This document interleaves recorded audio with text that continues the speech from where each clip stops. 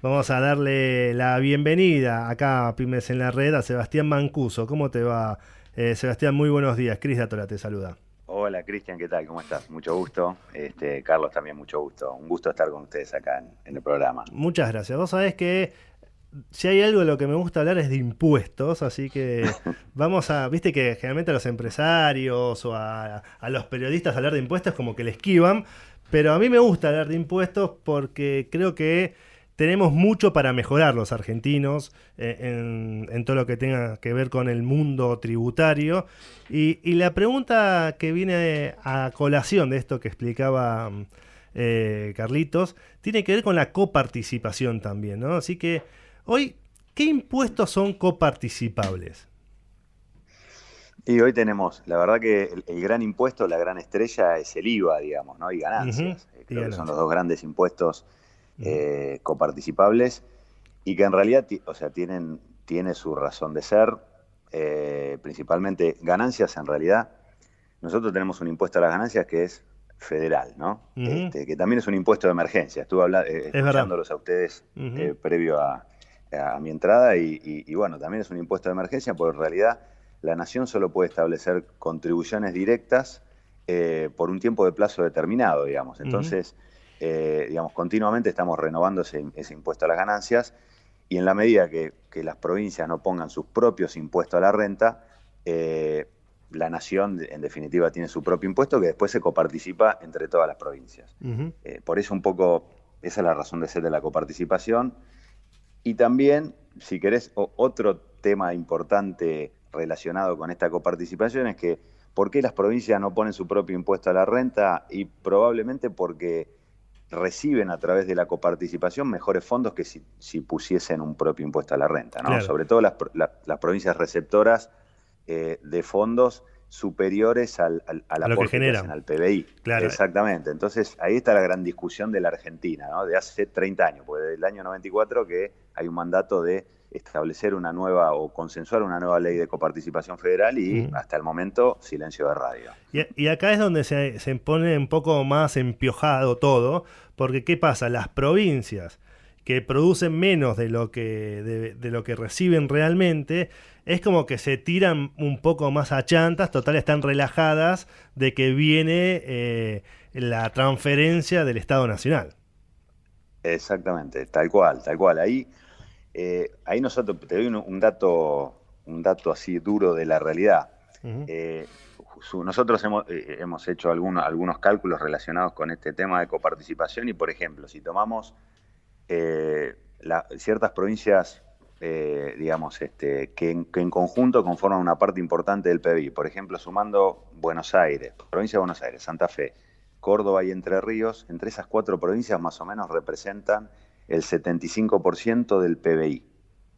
A la vez, Claro. representan aproximadamente el 65% de la población y reciben por coparticipación federal menos del 50%, Ujú. aproximadamente 46% de los fondos. Entonces, obviamente que el régimen de coparticipación es un régimen solidario que digamos, lo que busca es desarrollar las economías que por ahí están en peor posición, pero digamos, con el tiempo se ha ido, digamos, transformando en un régimen que lo que hace es generar asistencialismo crónico en provincias que no rinden cuenta de los fondos que reciben Exacto. y provincias productivas que cada vez tienen la infraestructura productiva peor, Ujú. en condiciones peores, digamos, de generar aumentos de PBI y además bastante pobreza estructural, porque hay una pregunta, digamos, que por ahí todos tenemos que hacernos y que obviamente cada uno tendrá su respuesta, ¿no? Pero en definitiva, si uno dice, bueno, ¿dónde están concentradas la mayor cantidad de pobres en la Argentina?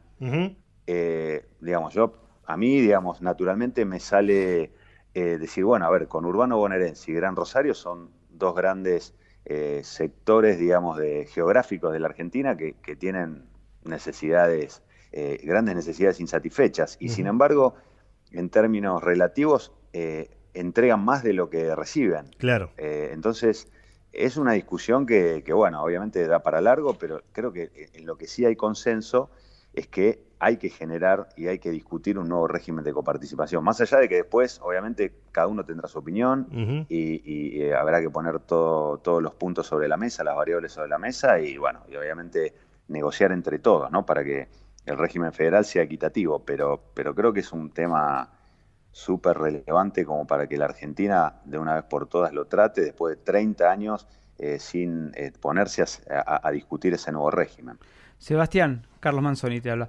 ¿Qué tal? ¿Vos pensás que de los impuestos que estábamos diciendo, ¿cuál ves vos con mayor posibilidad de que sea eliminado? Viste que que en la columna hablé de lo transitorio que se convierte en permanente. Sí. Agregaste también ganancias, ¿no? O sea, los impuestos que quizá más detestamos son los que se pusieron transitorios y quedaron permanentes. Tal cual. Sí, exactamente. Si querés, mira, a nivel nacional yo coincido con lo que mencionabas anteriormente. El impuesto país claramente es totalmente distorsivo.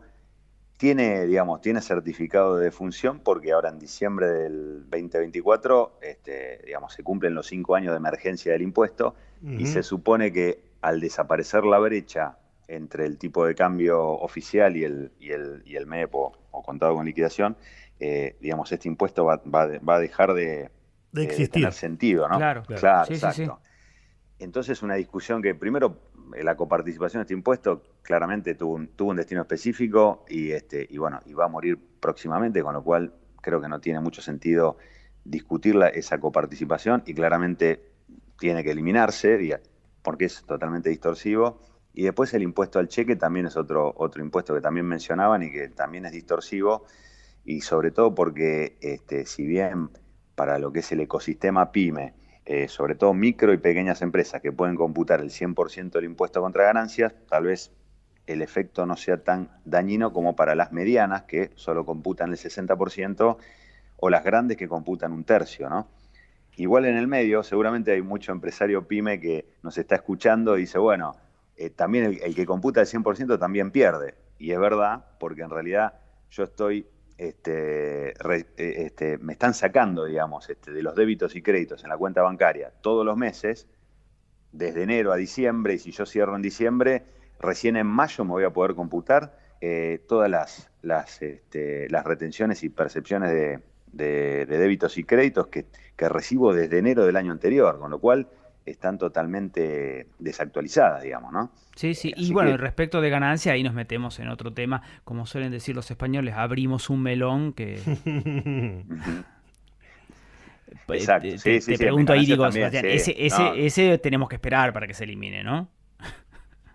No, impuesto a las ganancias, no, tal cual. No. Impuesto a las ganancias creo que hoy por hoy no están dadas las condiciones para que se elimine el impuesto, sí para que...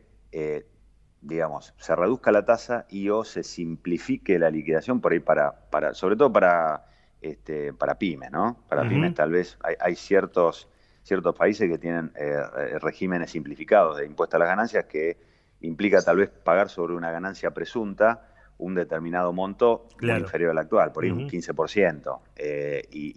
Y después ya para compañías más grandes, bueno, un régimen más completo parecido al que hoy tenemos, ¿no? Pero sí no es esperable, que haya una derogación de un impuesto tan relevante como ganancia, más que nada porque además es más progresivo, es un impuesto que está bueno, que es digamos, entre comillas, el mejor impuesto.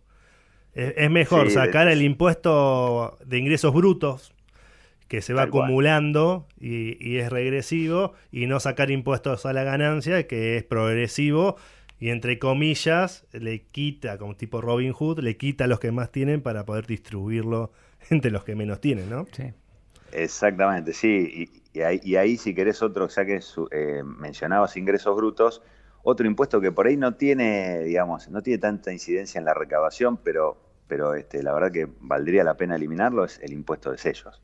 Claro. Es totalmente anacrónico, es un impuesto que graba un instrumento. O sea, la firma de un documento graba. Entonces, la verdad que, el nivel de recaudación que tiene ese impuesto a nivel provincial, pues es un impuesto provincial, es menor y por ahí la carga administrativa, obviamente para el contribuyente, de tener que de que tener que pagar el impuesto por el solo hecho de firmar una escritura, firmar una donación, firmar un contrato entre partes, y también para el Estado tener un sector, digamos, dentro del Estado que se encargue de fiscalizar el cumplimiento de este impuesto que tiene poca incidencia en la recaudación. La verdad que no tiene sentido, digamos, como un poco, digamos, si tomamos en cuenta que tenemos recursos escasos y hay que asignarlos eficientemente, la verdad que asignar recursos para recaudar un impuesto con tan bajo nivel de recaudación como es ellos no tiene ninguna razón de ser en un país más o menos racional, ¿no? Claro. Así que ese también lo tacharía. Sebastián, y el tema del impuesto, de esto de débitos y créditos, el famoso impuesto al cheque, ¿es posible de sacar? Porque eso también es un impuesto donde, para mí, estimula la informalidad. O sea, si yo comercializo con Charlie y le digo, bueno, toma, te mando una factura y Charlie me la transfiere, y yo después transfiero, pierdo el 1.2% solamente por recibir fondos y transferirlos. Digo, si Charlie me lo paga en negro, bueno, no pierdo nada. 1.2% parece poco, pero en términos nominales, a fin de mes, para un empresario pyme, es mucha plata. Sí, definitivamente. Definitivamente, o sea, como bien decís, es totalmente regresivo y estimula la evasión de impuestos y premia al que hace transacciones en efectivo y no las bancariza. Uh-huh. Es una locura.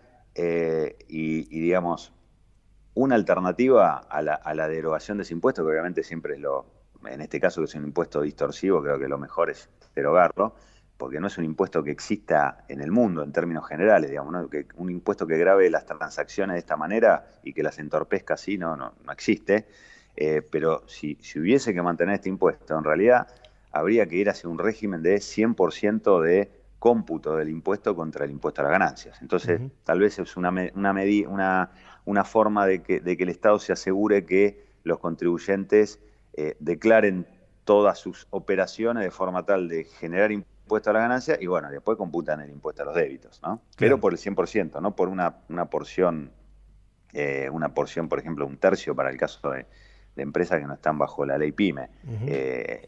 Eso... La verdad que sí, definitivamente es distorsivo.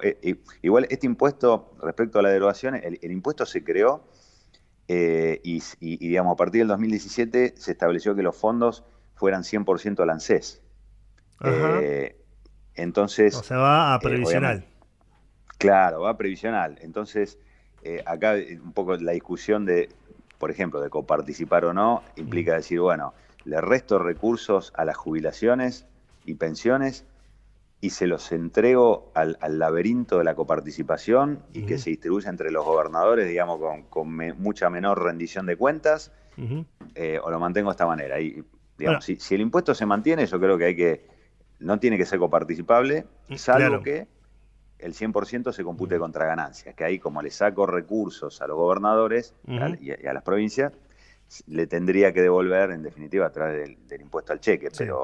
Pero ahí se hace más complejo todo, porque si encima querés eliminar el impuesto al cheque, que sus fondos van para el sistema previsional, para ANSES, que es uno de los problemas más grandes que tiene hoy el Estado Nacional en sus arcas, es difícil sacar el impuesto a débitos y créditos, que es como se llama, sabiendo que eso va para ANSES. Claro. Sí, tal cual. Definitivamente es muy difícil, exacto, sobre todo actualmente, digamos, en esta coyuntura, eliminar, digamos, esa partida que hoy recibe ANSES es claramente muy difícil. Y si a mí me preguntaras, bueno, no vayamos a la discusión de derogarlo, pero a la discusión de coparticiparlo o no, la verdad sería aún más complejo. No, sí. Claro, pues diría que no, porque creo que digamos, es más relevante, y aparte es un gasto federal, la jubilación es un gasto federal.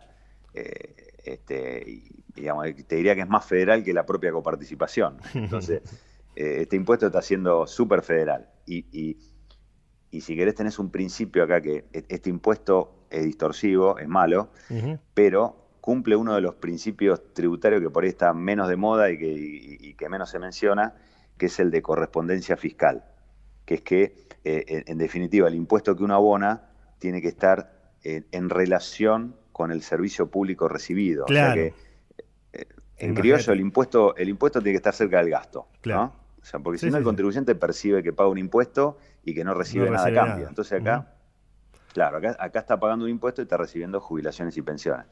Si paga un impuesto que después se mete y se diluye en ese laberinto de la coparticipación, y bueno, eso es un impuesto que no ayuda a crear conciencia tributaria, digamos, ¿no? Claro. Sebastián, muchísimas gracias. Aprovecho también para mandarle que le mandes, por favor, un abrazo grande a Guillermo Pérez y a Juan Elías. Perfecto, sí, serán dados, así que seguramente participarán en algún programa posterior ellos, que también tienen mucho para aportar. Muchas gracias, Sebastián. Fue Sebastián Mancuso, contador, tributarista y socio a cargo de impuestos corporativos del grupo GNP.